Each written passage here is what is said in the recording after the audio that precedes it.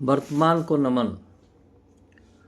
दोस्तों, हमारे देश में हमारे लोगों की सबसे बड़ी समस्या ये है कि लोग बहुत जल्दी से चीज़ों को भूल जाते हैं।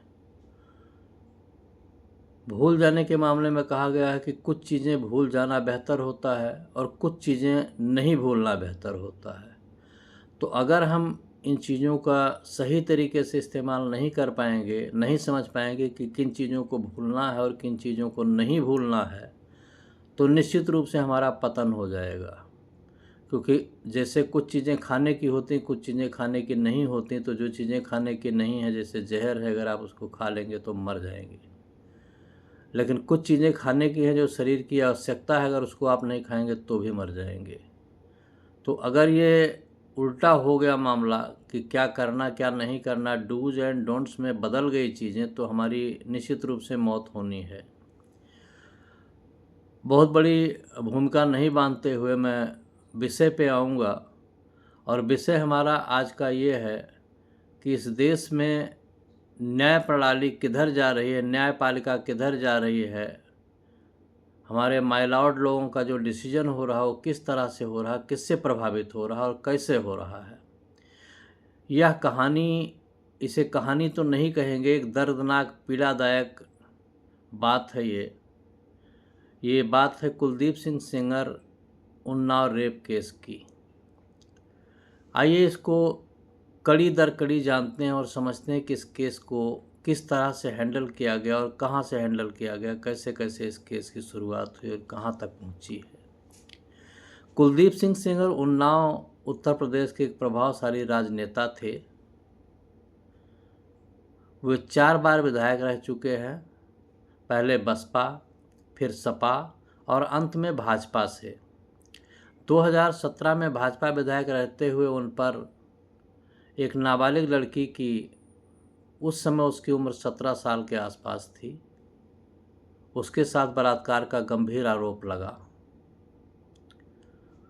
यह केस पूरे देश में सुर्खियों में बना, पूरे देश में चर्चित रहा, क्योंकि इसमें राजनीतिक प्रभाव, पुलिस की निष्क्रियता, पीड़िता परिवार पर हमले और न्याय की लड़ाई शामिल थी, जिसमें पीड़िता को न्याय आज तक नहीं मिली।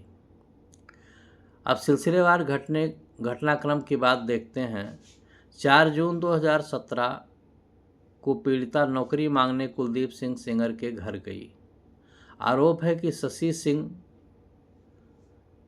एक महिला हैं, उन्होंने नौकरी का लालच देकर उसे सेंगर के घर लेके गईं, जहां सेंगर ने उसका बलात्कार किया। जून 2017 पीड़िता का अपहरण कर कई दिनों तक गैंगरेप का आरोप। परिवार ने पुलिस में शिकायत की, लेकिन सेंगर का नाम नहीं जोड़ा गया क्योंकि वे प्रभावशाली थे। मित्रों, ध्यान रखिएगा, प्रभावशाली होना इस देश में सारे गुनाहों की माफ़ी है। अगर आप प्रभावशाली हैं तो आपके गुनाह न कभी साबित होते हैं और ना आप गुनाहगार होते हैं। कुल मिला के कहना है कि आप गुनाहगार होते ही नहीं हैं, किसी तरह का गुनाह आप कर ही नहीं सकते।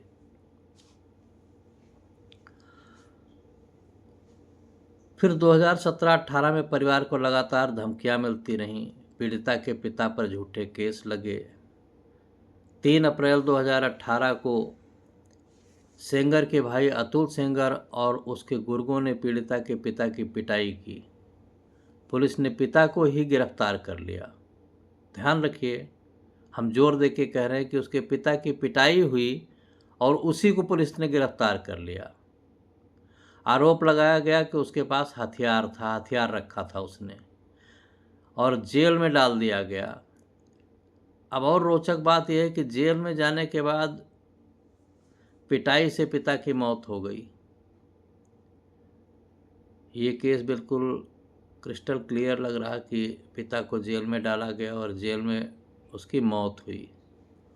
एक बहुत बड़ा केस यही बन जाता है। फिर 8 अप्रैल 2018 को पीड़िता मुख्यमंत्री योगी आदित्यनाथ के घर के बाहर आत्मदाह करने की कोशिश करती है। तब जाके केस सुर्खियों में आता है, लोगों को इस केस की पूरी जानकारी होती है। फिर 13 अप्रैल 2018 इलाहाबाद हाई कोर्ट के आदेश पर सीबीआई ने सेंगर को गिरफ्तार किया। ध्यान रखिए, यहाँ सीबीआई का एंट्री होता है। 13 अप्रैल 2018 को इलाहाबाद हाई कोर्ट के आदेश पर सीबीआई की एंट्री होती है और सेंगर को गिरफ्तार किया जाता है। शशि सिंह सहित अन्य आरोपी भी पकड़े गए।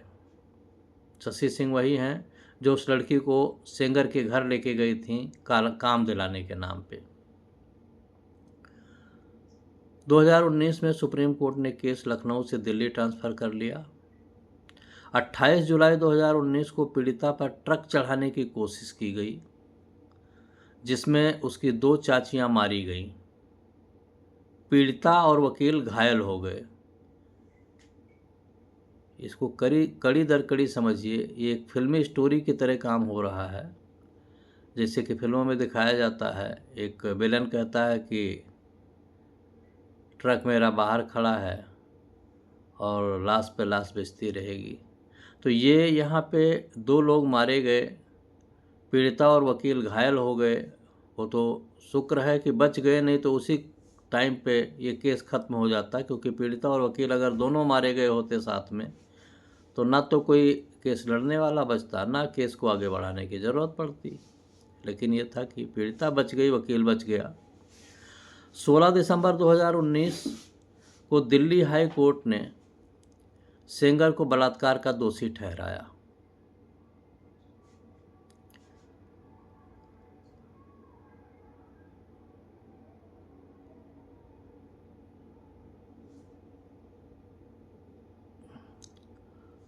सोलह दिसंबर 2019 दिल्ली कोर्ट ने सेंगर को बलात्कार का दोषी ठहराया। 20 दिसंबर 2019 को उम्र कैद की सज़ा प्लस 25 लाख रुपए का जुर्माना लगाया गया। ये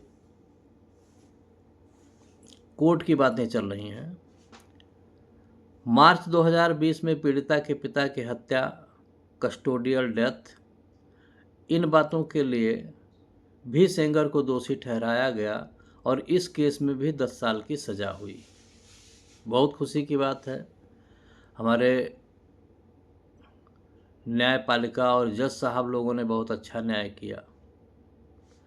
अब आगे बढ़ते हैं। 23 दिसंबर 2025 को दिल्ली हाई कोर्ट ने रेप केस में उम्र कैद की सज़ा की अपील लंबित रहने तक सस्पेंड कर दी और सशर्त जमानत दी, क्योंकि सेंगर 7 साल 5 महीने जेल काट चुके थे और पॉक्सो की कुछ धाराएं लागू नहीं मानी गईं।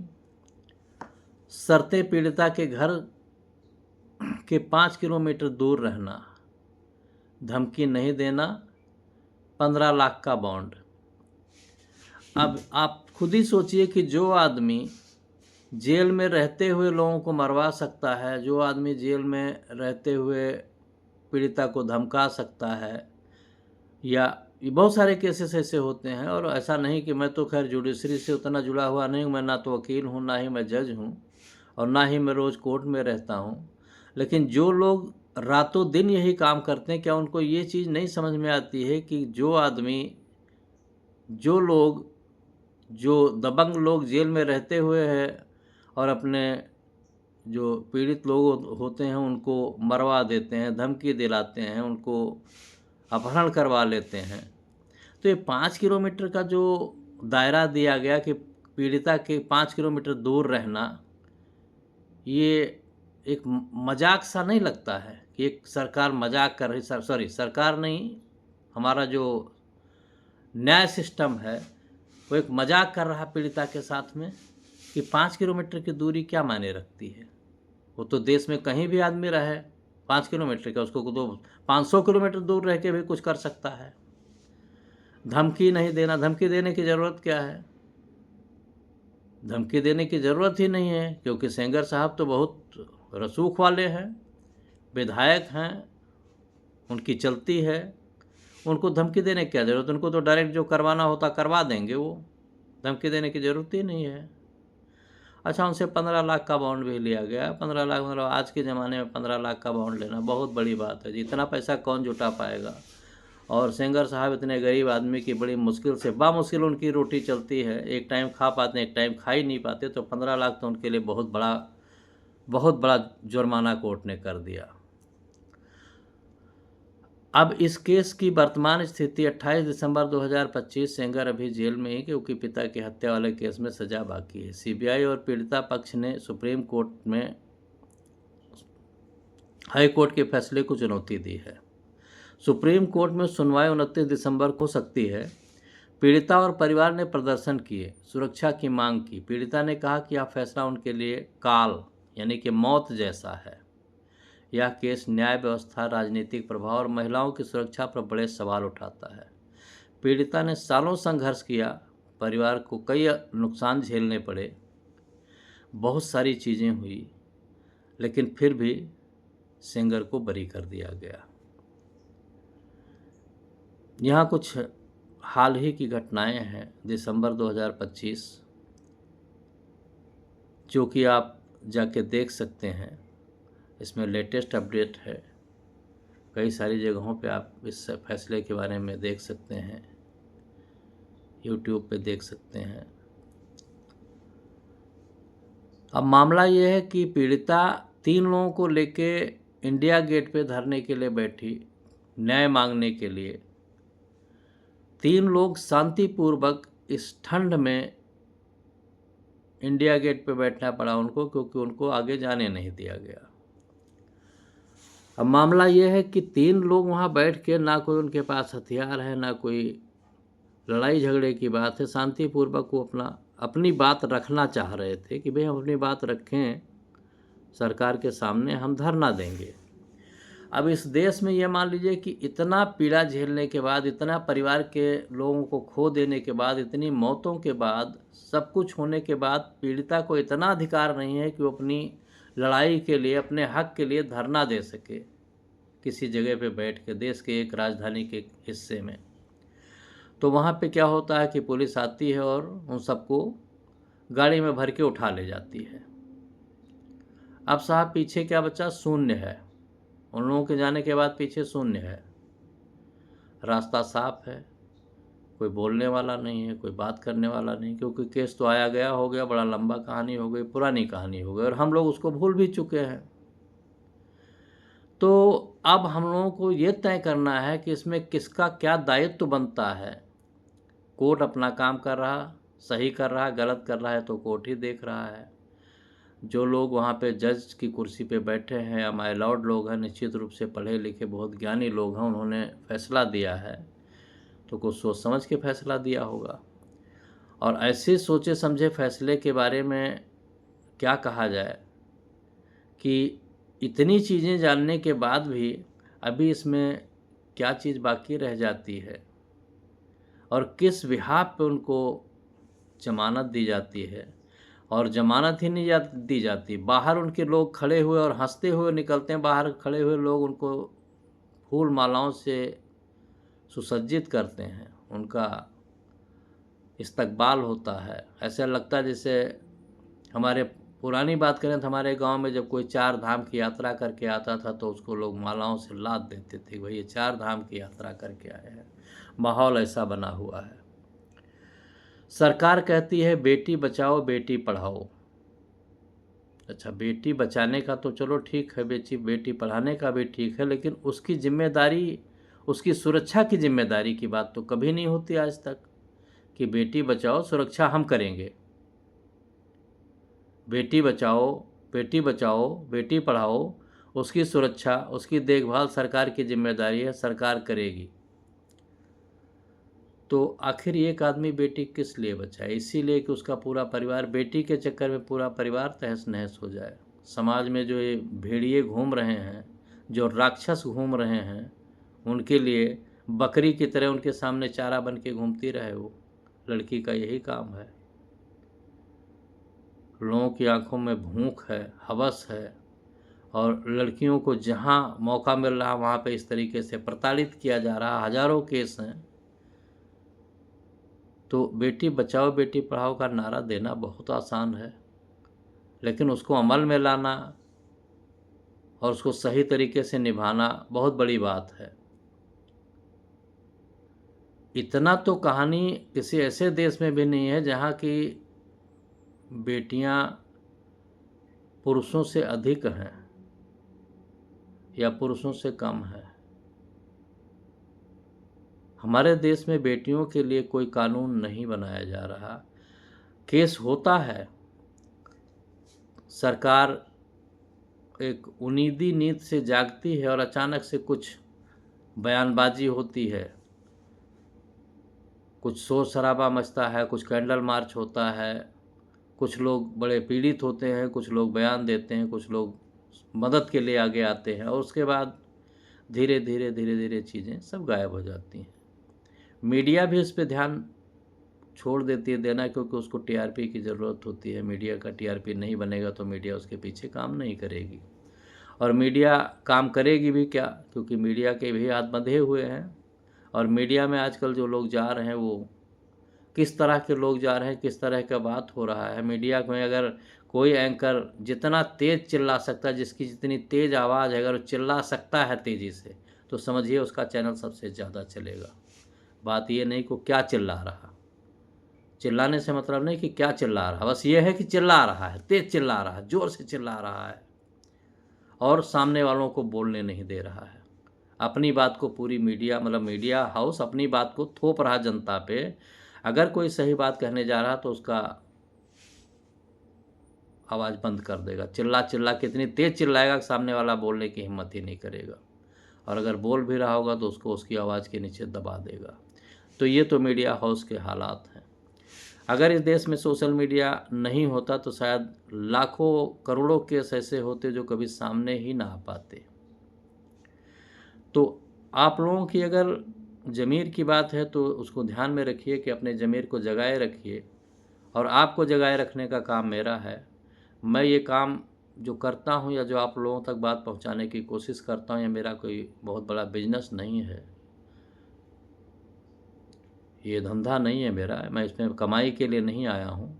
लेकिन ये है कि मैं चाहता हूँ आप लोग जागें, और जागें इस तरह से जागें कि सिर्फ अपने लिए ज़िंदा ना रहें, समाज में भी जो परेशानियां हैं, जो बुराइयां हैं, उनके लिए भी आगे आएँ। तन मन धन तीनों में से जो भी मदद कर सकते हैं आप, ऐसे पीड़ित लोगों की मदद करें। आपके पास अगर पावर है तो अपने पावर का इस्तेमाल करें और सही निर्णय की तरफ ले जाने के लिए कोशिश करें। पावर का इस्तेमाल गलत कामों के लिए ना करें। कहीं सही निर्णय की ज़रूरत है और कोई न्याय नहीं पा रहा है तो न्याय दिलाने की कोशिश करें। रोटी कमाना और धन भर लेना, उससे सिर्फ ज़िंदगी नहीं चलेगी। लाखों करोड़ों लोगों के पास अरबों खरबों की संपत्ति है, लेकिन उसका क्या कर रहे हैं, उसका कोई इस्तेमाल नहीं हो पा रहा। बस ये हो रहा है इनके पास बहुत पैसा है जी। तो उस बहुत पैसे होने से इस समाज पे क्या फ़र्क पड़ता है, समाज को क्या फ़र्क पड़ता है, कोई इम्पैक्ट पड़ता है इस समाज पे? नहीं जी। तो आप लोगों से मेरी यही गुजारिश है कि आप लोग ऐसी चीज़ों को भूलें नहीं, और जहाँ जो भी जहाँ है, अगर आपको लगता है कि समाज में किसी के साथ अन्याय हो रहा तो आप तिनके भर भी मदद कर सकते हैं। निश्चित रूप से उस मदद को आगे आएँ करने के लिए और पीड़ितों की मदद करें। और एक नया ट्रेंड सरकार का चल रहा है कि जहाँ पे कोई इस तरीके की घटना होती है, सरकार पुलिस बैठा देती है कि वहाँ किसी को जाने नहीं देती है। ये कौन सा नियम है कि किसी को जाने ही ना दिया जाए, घटना की जानकारी ही ना किसी को मिलने पाए? ये तो पूरी तरीके से डिक्टेटरशिप है, तानाशाही है, लोगों के मौलिक अधिकारों का हनन है। लेकिन सरकार को भी इन सब चीज़ों की कोई चिंता नहीं है। बहुत सारी चीज़ें मैनेज की जा रही हैं, बहुत सारी चीज़ों पे सरकार सिर्फ कह रही है, हाथी के दांत दिखाने के कुछ और, खाने के कुछ और है, इस तरीके का काम हो रहा है। तो ये केस जो है ये बहुत ही दर्दनाक और बहुत ही भयानक केस है, और इससे दिखता है कि एक दरिंदा शहर में घूम रहा है जिसको रोकने वाला कोई नहीं है, और वो हर रोज़ नए शिकार की तलाश में रहता, शिकार करता है, लेकिन उसके लिए कोई न्याय व्यवस्था नहीं है, कोई न्याय नहीं, कोई कानून नहीं जिससे उसको भी कहीं कोई पनिशमेंट दिया जा सके। और इस केस को इस तरीके से चीज़ों को खारिज कर देना और उनको बेल दे देना, ये दिखाता है कि समाज में आपकी कितनी औकात है अगर आप रसूख वाले नहीं हैं, अगर आपके पास पैसे नहीं हैं तो। इसलिए आप लोग ध्यान रहें, सजग रहें, और इन चीज़ों को भूलें नहीं, क्योंकि ये हम सबके लिए है। अगर हम भूल गए तो हमारे ऊपर भी ये बात आएगी और निश्चित रूप से हम भी कभी ना कभी इसके पीड़ित होंगे और हो रहे हैं। तो समाज में भूलने की जो बीमारी है उसको याद रखना। मैं ये नहीं कह रहा हूँ कि आप मेरे चैनल पे आइए, सब्सक्राइब करिए, घंटी बजाइए, टनाटन करिए, ये सब काम नहीं है। आप सब्सक्राइब करें या ना करें, अगर आपको लगता है कि नहीं, आपको याद नहीं रहता, भूल जाते हैं, तो निश्चित रूप से इस चैनल को सब्सक्राइब कर लें, क्योंकि मैं आपको समय समय पे चीज़ों की याद दिलाता रहूँगा। आने वाले टाइम में एक और ऐसा केस है जिसके बारे में हम लोग डिस्कस करेंगे और आप तक उस केस की भी कहानी पहुंचाऊंगा मैं, और वो भी एक बहुत दर्दनाक केस है। शायद इससे कम दर्दनाक नहीं है, लेकिन उसका थोड़ा सा इंतजार है। उस केस के बारे में भी बात करूंगा और आपको जगाता रहूँगा टाइम टाइम पे। तो अगर आपको इस बात का दुख हो कि यार कोई मुझे जगाए ना, तो निश्चित रूप से मेरे चैनल के आसपास मत आइएगा, ना इसको देखिएगा, ना इसको सब्सक्राइब करिएगा और ना इसके बारे में सोचिएगा। क्योंकि आपको जगाने में तो देखो, हर आदमी कोई सो रहा, उसको जगाने में तो दर्द है ना, कि यार सो रहे थे जगा दिया। तो जागने की ज़रूरत नहीं है। एक कुंभकर्णी नींद में हम लोग सोए हुए और सोए रहें, और ये धीरे धीरे ऐसी नींद है जो हमको भी निगल जाएगी और हमारे समाज को भी निगल जाएगी। समाज इसलिए होता है कि एक दूसरे की समस्याओं में, एक दूसरे की पीड़ा में काम आए, और उसका हक की लड़ाई अगर वो नहीं लड़ पा रहा तो समाज उसके साथ खड़ा होकर उसके हक की लड़ाई लड़े और उसको सपोर्ट करे, जिससे कि मानवता बनी रहे। लेकिन नहीं जी, हमको मानवता से क्या लेना देना, हमें तो सिर्फ कमाना है। सरकार ने है दारू के ठेके खोल रखे हैं, दारू पीना शाम को, और हम भी उसी में लिप्त हैं। कहीं ना कहीं हमारे अंदर भी वो शैतान है कि हमें भी कोई लड़की दिख जाए तो हमें लगता है यार बस टूट पड़ो। तो ये लोगों के अंदर शैतान है। तो जिसके अंदर शैतान है वो दूसरे की पीड़ा कैसे हो तो समझ ही नहीं पाएगा ना। तो हमें अपने अंदर के शैतान को दबा के रखना है और अच्छे कामों के लिए आगे आना है। इस पीड़िता की बात जो समाज में इस तरह से चल रहा है, इसकी बात को आगे बढ़ाने की ज़रूरत है, इसकी मदद करने की ज़रूरत है। और सरकार पे दबाव तभी पड़ेगा जब पब्लिक सामने आएगी, क्योंकि एक आदमी इस तरीके से अगर कर सकता है, एक एमएलए या एक एमपी, अगर उसकी पावर इतनी है तो फिर एक तरीके से जंगल राज है कि जो चाहे करे, जिसके साथ चाहे करे। जैसे पुराने राजा होते थे, जो महिला उनको या जो लड़की पसंद आ जाती तो अपने हारम में उसको ज़बरदस्ती बुलवा लेते थे। तो ये तो वो बात हो रही है, क्योंकि कानून को मालूम है कि भाई कितना होगा, बहुत कुछ होगा, थोड़े दिन शोर शराबा मचेगा, बहुत ज़्यादा होगा, एक आध बार जेल जाना पड़ेगा, उसके बाद तो फिर हम राजा हैं, घूमेंगे, फिर से शिकार करेंगे। और शिकार करने के लिए जंगल में, इस समाज रूपी जंगल में बहुत सारी हिरनियाँ घूम रही हैं, तो शिकार तो बनता है, क्योंकि हम लोग उसके लिए तैयार ही नहीं कि नहीं आपको शिकार नहीं करने देंगे जी। तो लगता है आप लोगों को कि यार ये बात सही है, कुछ इस पर सोचा जा सकता, तो निश्चित रूप से इस पर सोचिए। बहुत बहुत धन्यवाद है आप लोगों का। चैनल सब्सक्राइब करने की ज़रूरत नहीं है, क्योंकि जिसको जगना नहीं है, जिसको नींद ज़्यादा प्यारी है, वो निश्चित रूप से इसके बारे में बात ही ना करे, इसको सुने भी नहीं, इसको देखे भी नहीं, और इसके बारे में जानकारी भी ना लें। हम आगे फिर इसी तरीके की वीडियो में आएंगे। तो अगर आप लोग सब्सक्राइब कर लेंगे तो हो सकता आपकी जो अंतरात्मा है वो कहीं उसको चोट पहुँचे, कहीं उसको झकझोर आ जाए, कहीं आप भी नींद से जग जाएं, तो ये बड़ी दिक्कत होगी आपके लिए। जग जाएंगे तो हो सकता कुछ काम करना पड़े, समाज में आना पड़े। तो इसलिए जगना दुखद है, सोए रहना ज़्यादा बेहतर है। तो अगर आप सोने को बहुत अच्छा मानते हैं कि सोने से ज़्यादा फ़ायदा है, जगने से नुकसान है, तो बिल्कुल मत जगिएगा, क्योंकि हमें अपने नंबर का इंतज़ार करना, अपने बारी का इंतज़ार करना कि ये पीड़ा और ये दर्द और ये परेशानी हमारे ऊपर कब आएगी, तो हम उसका इंतज़ार करेंगे। तब तक हमारे लिए तो सोने का मौका है, हम सोते हैं, तब तक तो आराम कर लें। जब दुर्दिन आएंगे, दुखी टाइम आएगा, जब परेशानी आएगी, तब की तब देखी जाएगी। तो इस समाज के लोगों को मैं बहुत बहुत धन्यवाद देता हूँ कि आराम से सोते हैं। और कुछ लोग हैं जिनकी नींद खुली हुई है, वो बेचारे परेशान भी हैं, लेकिन अब हर जगह देखिए अच्छे बुरे लोग हैं। हम किसी को बहुत बुरा नहीं कहते, किसी का अच्छा नहीं कहते। आपके अंदर भी वो मानव है और वो इंसान है जिसके अंदर पीड़ा है, दर्द है, लोगों के परेशानियों को समझने की ताकत है, लेकिन नहीं, हमने उसको दबाना है, हमने उसको आगे नहीं आने देना, हमने अपने आप अंदर के राक्षस को आगे लाना है। और आज की डेट में यही काम हो रहा। आप लोगों को बहुत बहुत धन्यवाद है। जय हिंद। भारत देश आगे बढ़े, यही मेरी कामना है, लेकिन लोगों के साथ में बढ़े, लोग उसको बढ़ाने में पूरी कोशिश करें, ये भी मेरी कामना और उम्मीद है।